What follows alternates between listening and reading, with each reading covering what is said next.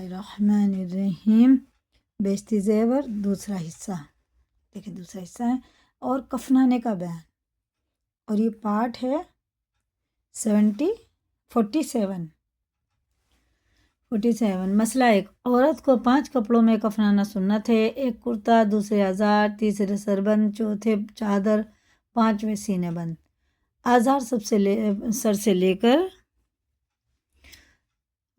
پاؤں تک ہونا چاہیے اور چادر اس سے 1 ہاتھ بڑی ہو، اور کرتا گلے سے لے کر پاؤں تک ہو لیکن نہ اس میں کلی ہوں نہ آستینیں، اور سربند 3 ہاتھ لمبا ہو، اور سینے بند چھاتیوں سے لے کر رانوں تک چوڑا اور اتنا لمبا ہو کہ بند ہو جائے۔ مسئلہ ہے 2، اگر کوئی 5 کپڑوں میں نہ کفناوے بلکہ فقط 3 کپڑے کفن میں دیوے، ایک ازار، دوسرے چادر، تیسرے سربند، تو یہ بھی درست ہے اور اتنا کفن بھی کافی، اور 3 کپڑوں سے بھی کم دینا مکروہ اور برا ہے۔ ہاں، اگر کوئی مجبوری اور لاچاری ہو تو کم دینا بھی درست ہے۔ مسئلہ ہے 2، سینے بند اگر چھاتیوں سے لے کر ناف تک ہو تب بھی درست ہے لیکن رانوں تک ہونا زیادہ اچھا ہے۔ مسئلہ ہے 4، پہلے کفن کو 3 دفعہ، 5 دفعہ یا 7 دفعہ لوبان وغیرہ کی دھونی دے دو، تب اس میں مردے کو کفنا دو۔ مسئلہ 5، کفنانے کا طریقہ یہ ہے کہ پہلے چادر بچھاؤ، پھر ازار، اس کے اوپر کرتا، پھر مردے کو اس پر لے جا کر پہلے کرتا پہناؤ اور سر کے بالوں کو 2 حصے کر کے کرتے کے اوپر سینے پر ڈال دو، ایک حصہ دائیں طرف اور ایک بائیں طرف۔ اس کے بعد سربند سر پر اور بالوں پر ڈال دو، اس کو نہ باندھو نہ لپیٹو، پھر ازار لپیٹ دو، پہلے بائیں طرف لپیٹو پھر دائیں طرف، اس کے بعد سینہ بند باندھ دو، پھر چادر لپیٹو، پہلے بائیں طرف پھر دائیں طرف، پھر کسی دجی سے پیر اور سر کی طرف کفن کو باندھ دو اور ایک بند سے کمر کے پاس بھی باندھ دو۔ ایک بند کمر کے پاس باندھتے تھے، ایک سر کی طرف، اور وہ تو ایسے ہی باندھ دیتے ہیں اس میں مسیری میں ہی، جو بیڈ ہوتا ہے نا اسی میں باندھ دیتے ہیں، پیروں کی طرف باندھ دیتے ہیں، جب سب چہرہ دیکھ لیتے ہیں تب بند کرتے ہیں چہرہ کا۔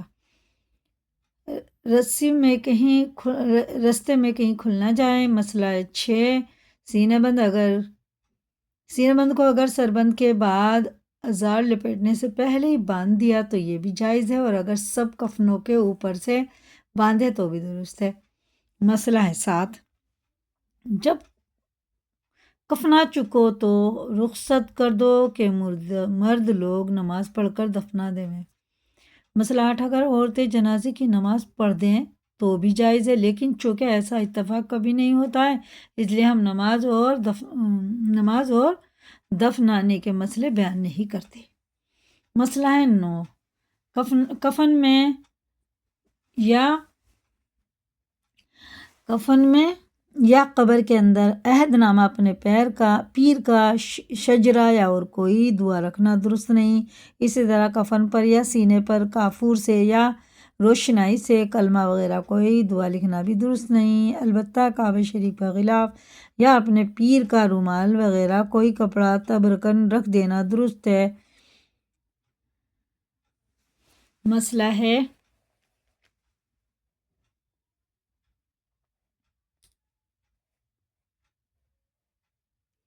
کفنا کے نماز پڑھی۔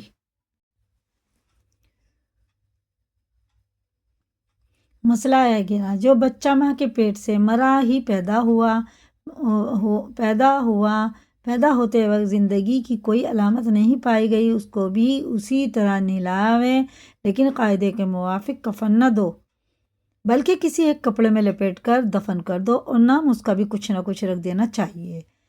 مسئلہ، اگر حمل گر جائے تو اگر بچے کے ہاتھ پاؤں، منہ، ناک وغیرہ عضو کچھ نہ بنے ہوں تو نہ نہلائے، بچہ ابھی پورا نہیں بنا لیکن وہ ضائع ہو گیا، اور نہ کفناوے، کچھ بھی نہ کرے بلکہ کسی کپڑے میں لپیٹ کر ایک گڑھا کھود کر گاڑ دو، اور اگر اس بچے کے کچھ عضو بن گئے ہیں تو اس کا وہی حکم ہے جو مردہ بچے پیدا ہونے کا ہے، یعنی نام رکھ دو اور نہلا دو۔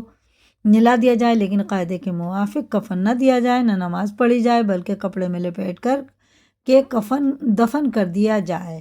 یہ خود پڑھ لیں۔ اب میں یہ 14 نمبر کا بتاتی ہوں، 13 کا آپ خود پڑھ لیں۔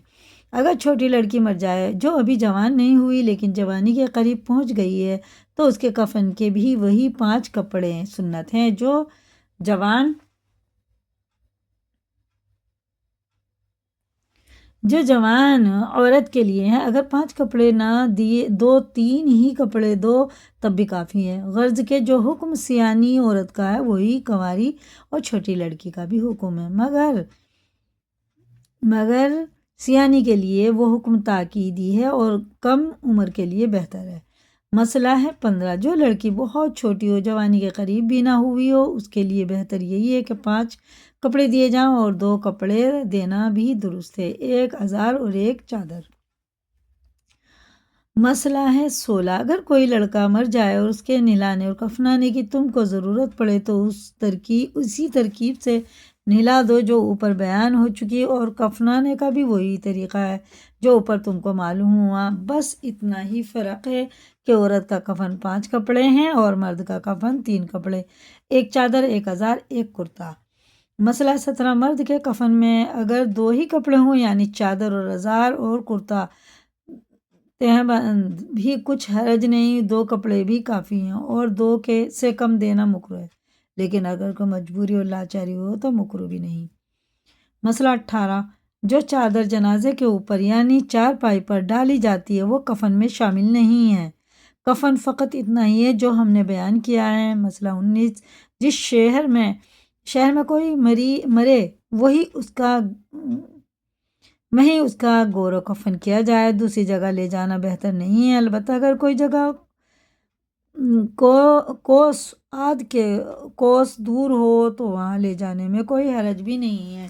اب ویسے تو لے جانے نہیں چاہیے کیونکہ انسان کام کے لیے کہیں چلا گیا، شادیوں کو کہیں چلا گیا تو دور ہو گیا، اور انسان جہاں پیدا ہوتا ہے اور جہاں اس کو دفنایا جاتا ہے، جہاں اس کا انتقال ہوا جیسا دفنایا گیا، تو وہ ساری زمین لپیٹ کر اس کے نیکیوں کے نام اعمال میں رکھی جائے گی کل قیامت کے دن۔ اس لیے نہ سوچ اپنے گاؤں لے جاؤ، یہ لے جاؤ، جہاں انتقال ہو وہیں دفنا دو۔ کیا کریں گے وہ لوگ؟ وہ تو وہاں سے بھی ثواب پہنچا سکتے ہیں۔ ثواب کے کون قبرستانوں میں بیٹھا رہتا، کوئی سگے بھی نہیں بیٹھتے ہیں، 2-4 دن جائیں گے دکھائیں گے بس چلو چھٹی ہو گئی، پھر سال بھر میں دیگیں اترنے لگتی ہیں، پھر وہ آدھا ہو جاتا کھانا بھی، پھر سب بھول جاتے ہیں، جتنا اس کی بیوی ہوتی ہے بچے ہوتے ہیں، اس کے بعد بچے اپنے ہو جاتے ہیں، چھٹی ہو جاتی ہے۔ اس لیے اب جہاں انسان کا انتقال ہو وہیں دفنا دو، کتنا فائدہ ہے۔ یہ نیکی کام آئیں گے اور کیا کام آئے گا، اور وہاں واپس لے جاتے ہیں جہاں سے وہ پیدا ہوتا ہے نا، وہیں واپس لے جاتے ہیں، کیا فائدہ ہوگا اس کو۔ چلیں اسی کو یاد کریں، لائک کریں، دوسروں کو بھی شیئر کریں، نئے چینل پہ سبسکرائب کریں، کمنٹ میں اپنی رائے بتائیں۔ اللہ حافظ۔ اب آپ دیکھیں اس میں 4-5 سبق اور رہ رہے ہیں، میں بتا دوں آپ کو، وہ ہم نہیں پڑھ پائیں گے، خود پڑھ لینا، اتنا تو پڑھنا آ گیا ہوگا نا۔ اب ہم تیسرا حصہ شروع کر دیں گے، کل سے ہمارا تیسرا حصہ شروع ہوگا انشاءاللہ۔ اللہ حافظ۔